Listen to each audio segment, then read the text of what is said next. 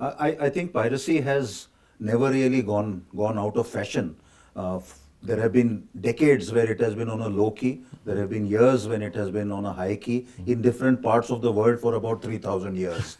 So It's a long, long time, yes, it's long always timeline. yes, it's always been here, and it is in that sense here to stay.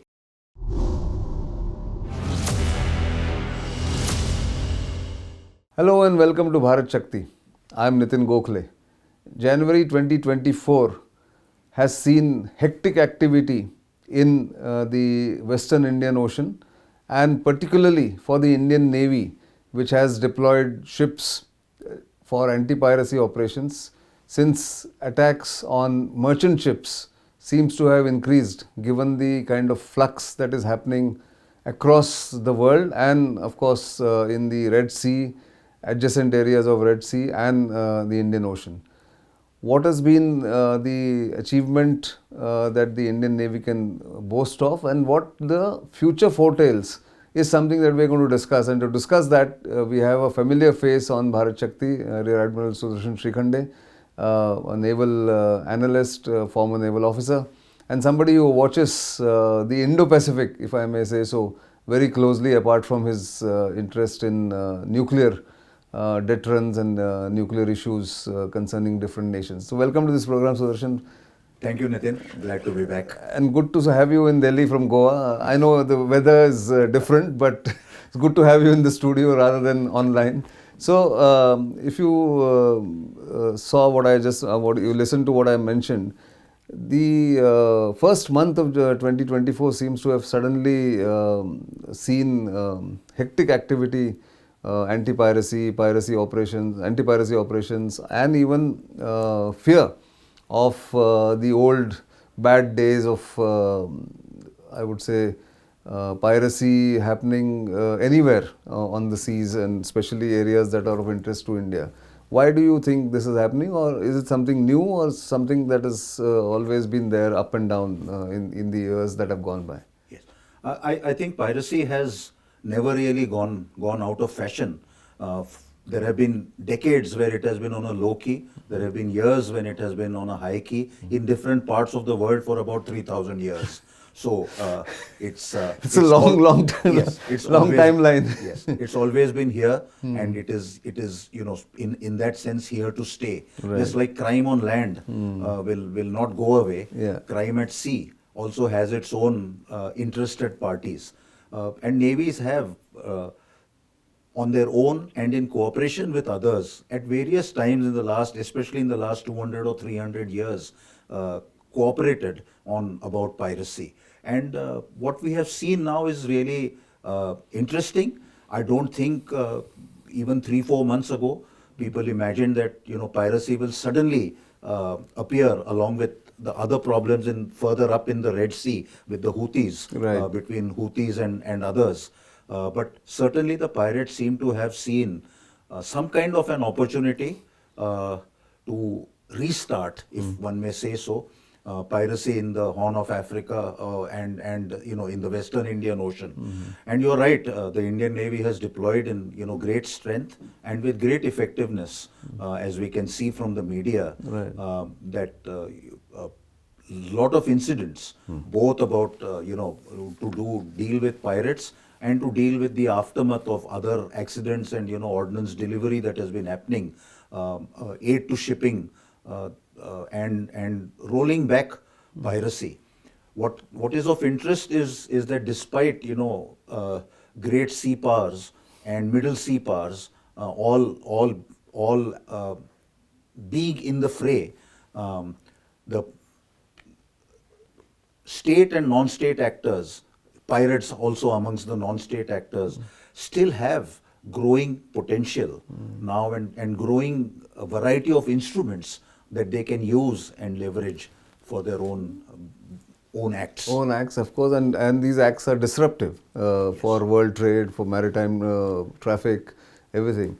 Indian Navy has, of course, done these remarkable operations because of the experience and the kind of reach it has. It has deployed, like we said, at least 2 ships, if not more, At one point, I think they spoke about 12 ships having gone to west of India, of course in different geographies.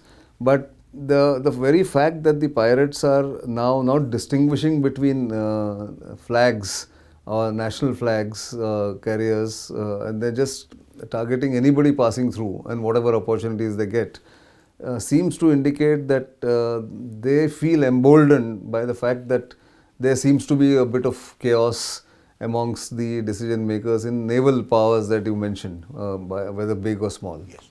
Yes, that's right. I mean, that's absolutely what seems to be happening now, because it is a repeat in that sense of what started happening from, say, 2007 and 2008.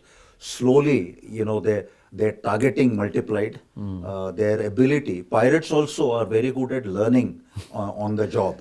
It's not only navies that do that, but pirates are also adaptive. Yes. And they created, different tactics for themselves to remain effective, while the countermeasures also multiplied and became more sophisticated. Yes. Eventually, it took a few years to roll them back, to roll back that phase of piracy, as you mentioned Right. in the introduction, that from 2007 onwards Absolutely. it started. Correct. And in 2010 to 12, many of them had in fact come, in waters next to the Lakshadweep Islands. Yes. So the Indian Navy and the Coast Guard were very robust in some of the actions that we did, and we could push them back That's right. and roll back piracy. And the pirates also paid a fair bit of price Sure. in trying to run foul of the Indian Navy. So similar things can be seen now. What remains to be seen is whether they will expand their geographic area of operations as countermeasures in one area increase. They try and go somewhere where the policemen are not on the beat patrol. Absolutely. And now you need more and more policemen in more and more places for beat patrols. And that's the kind of difficulty also that comes in, because constabulary duties are important for a navy. India's constabulary duties are important, but constabulary duties also take away from the core war-fighting training that any navy does. And this is the kind of quandary that I'm sure naval leaderships in all countries, and certainly in India, continue thinking about and trying to balance all these conflicting requirements, if one may put it. Yeah, exactly. In fact, if you have to draw a parallel, it's like getting the Indian Army sucked into counterinsurgency Yes. and counter-terrorism duties in large numbers, and at the cost of neglecting the conventional training for which it is supposed to train That's and be ready.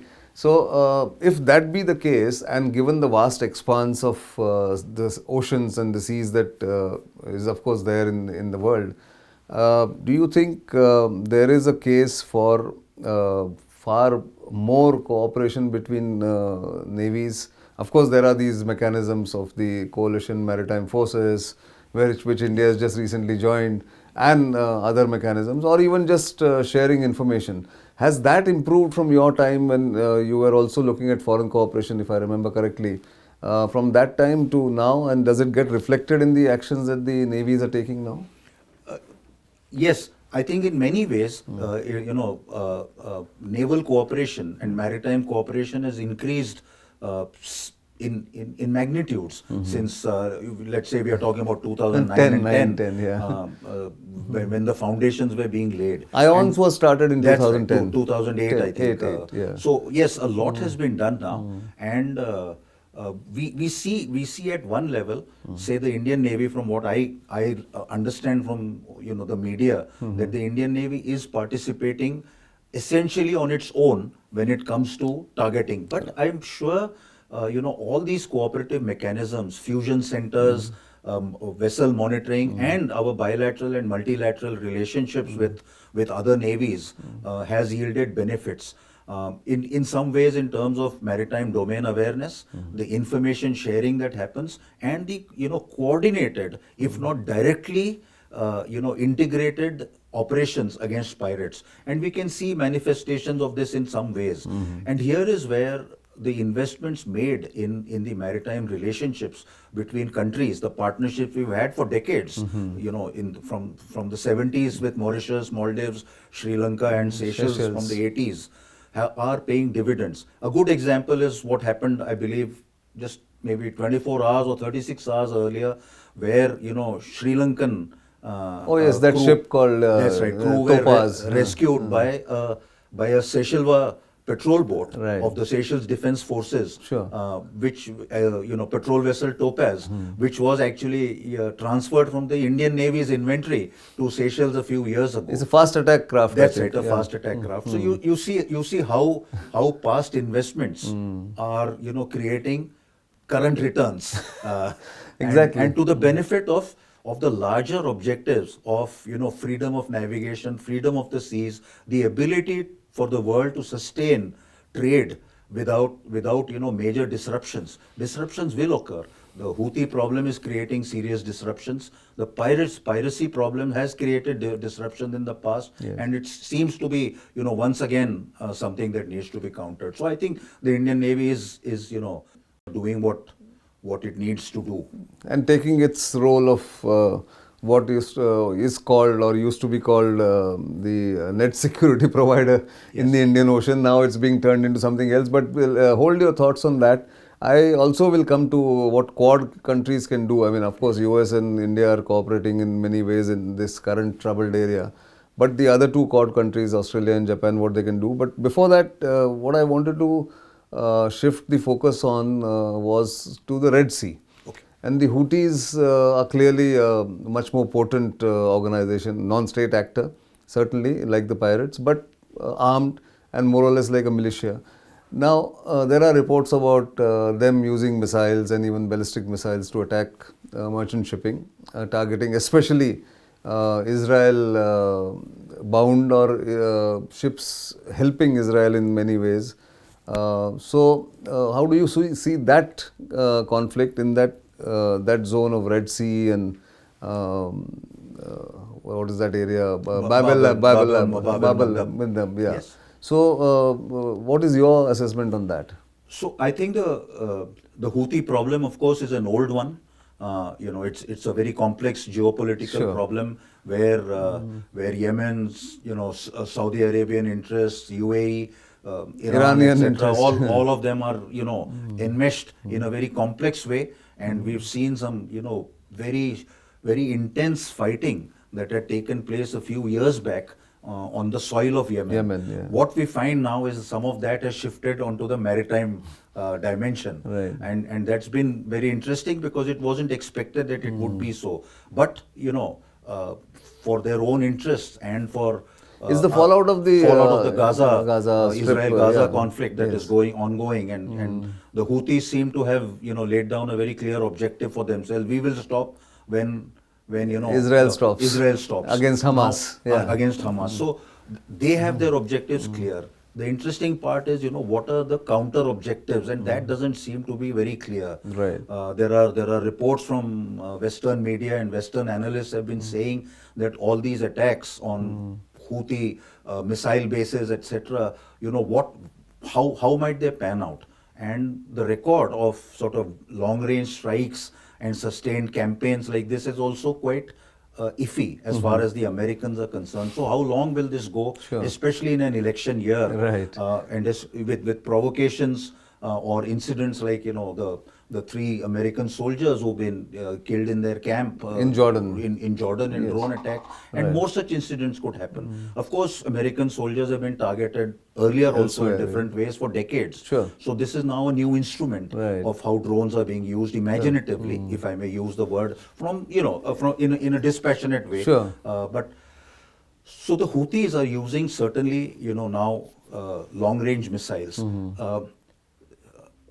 Most ammunition is ballistic. Absolutely. And unless there are homing mechanisms put Right. into it, so a shell or most missiles are ballistic. Old cannons would be Old cannons are ballistic trajectories. By itself, it's not something new. Right. What is puzzling and we do not know enough about is how much of sort of terminal homing capability are these sort of one could say workshop and cottage industry missiles probably that the Houthis are using, and what is the sort of industrial capacity and technological capacity from elsewhere that they may that they may be Source. providing the, Yeah. the technological core. But nonetheless, it's a problem. It True. certainly is Whether a we matter don't of know what concern. precision is in that, what Yes. are the precision parameters there. That's right. But certainly it has hit ships. It has at hit play, ships. yeah, It yeah. has fallen close to Close ships. to ships. Yeah. Most shells that are fired from a ship's cannon or from a shore-based gun also, do not always hit a target, but they make splashes close by. Sure. The splashes cannot normally be ignored, and Yeah. certainly global trade cannot ignore splashes. Exactly. To say, oh, it's just a splash. No. Because the next wouldn't be a splash; it could be a hit. Absolutely. So, those And are therefore, the wise. shipping has to now divert via the Cape of Good Hope around That's- that. But that's a commercial issue that might pan into sort of spiral into more, inflation or rising prices. But we'll come to that later. One question that comes to mind is that you spoke about India's capability building in the neighborhood. In that context, what India was doing, or the Indian Navy and Coast Guard were doing in Maldives, was also part of that. Yes. But Maldives seems to have forgotten that this is the only way to go forward, in cooperative ways. But maybe if the situation worsens, then maybe Maldives might again think that let's go back to India to look at what help they can give, because geography cannot be ignored. Yes, you're right. The stand that a regime takes to enable it to exploit electoral gains, and I don't want to get into politics. Sure. But what they might have done later, I think they might now look at it with a slightly less jaundiced view when Yeah. the reality of governance comes in, and the reality of maintaining good order and discipline at sea is important. So this incident, between Seychelles and Sri Lanka cooperating is a manifestation, and if I may say, just yet another manifestation of things that have happened in the last 50 years of maritime cooperation that the government of India, with the Navy and the Coast Guards as instruments, have created with so many Indian Ocean rim countries and Indian Ocean island countries. Right. So I imagine there are people in Maldives Who are saner. who are seeing this, evaluating this, and finally determining what is in their long-term interest. Absolutely. Short-term interests or short-term drivers cannot be center stage for long-term interests. Right. So I think Maldives also needs to pause and rethink some of these things, which I'm sure some quarters are doing. I'm sure. And I mean, finally, it is sovereign decisions for them to take. Absolutely. If they We wish, cannot predict all that, Yes. but certainly it's a thought. It's a thought. It's a thought. But one question before I go to the Quad issue is about technology or instruments to deter non-state actors attacking naval ships. I mean, automatically naval ships will now come into the range and become targets. How does a Navy, and not necessarily just Indian Navy or the US Navy, how does a Navy or a naval force counter what could be an unconventional attack and all these missile attacks or the ballistic missiles that one is talking about? Are they all equipped with this kind of thing, or these ships are then huge targets for non-state actors? A missile that is fired with an intent to hit a target could try and hit a warship as much as would hit a merchant ship. The difference would be that most warships would have some countermeasure capabilities, and the alertness of warships, could be higher. But there are no guarantees. Warships could also be hit, despite being in a conflict zone. Right. And the Russian experience with their with Moskva itself Yes. is an example. Over a year old now. Yes. So, measures against some of these relatively modern technology measures like drones and long-range ballistic missiles that can be used against ships at sea certainly have to be developed. And there's always a lag between, I would say, measures and countermeasures. Right. For a long time, for instance, to give a very simple analogy, rifle bullets have existed for a long time. Right. But in the First World War, when bullets were killing, tens of thousands of soldiers Right. in the battlefields all over the world, but especially in Europe and in the Middle East, Right. people hadn't put in enough effort into trying to give fundamental armor to soldiers. right. Of course, the armor came at a weight cost, but there yeah. were technology factors also in making armor that was light enough. Right. But soldiers of ancient times wore pretty heavy armor Exactly. because that gave them a fighting chance to use their weapons. True. So measures and countermeasures have Will to be take time. developed. I'm sure most navies are thinking very hard about it. But I would like to caution here. For instance, there is this feeling now that drone wars are the new thing. I would suggest that drone warfare is certainly increasing, Right. but I don't think there's anything called drone wars. Although even an article in the Foreign Affairs magazine is titled with drone wars. So we cannot have drone wars any more than we can have torpedo wars or missile wars or bomber wars or radar wars, etc. Yeah. Warfare. Yes. Yes. It will various- change. It will keep changing. yeah, Instruments will keep instruments changing. will keep changing. The tactics and technology will keep changing. But the fundamentals of wars, and this is not only mere semantics discussion between differentiation between wars and warfare, because the distinction is quite valid. It is. And we need to make it that way. And rather than creating needless apprehensions about a new type of war, which is called a drone war. Because drones, even in Ukraine, are Yes. not being used in isolation. Right. Countermeasures are not being used in isolation. So They are it's part of a larger strategy or a countermeasures That's right. that they are taking. So, final question on the Quad. Australia and Japan are seemingly far away from the current zone of conflict that we spoke about, the two zones. But if Quad has to demonstrate its unity of purpose, unity of action, what can Australia and Japan do? And I'm sure they are also as worried as India and United States about what's happening there. Yes. I mean, that's a very pertinent issue that you brought up, because trade benefits everybody, and trade hurts everybody, and hurting somebody else's trade benefits a few people. So since one of the major outcomes of Quad and one of the major drivers of the Quad has been to maintain good order at sea, freedom of the Indo-Pacific. Right. I think there's a lot that is already happening, I imagine, within the Quad itself, in terms of maritime domain awareness and how to cooperate at sea. So the four Quad partners can act in varying regions and in varying ways to continue cooperating with ISR, with sometimes with forces, and certainly with a commonality of purpose. And I think, as I mentioned earlier somewhere, that the Quad does not have to be inclusive in its membership.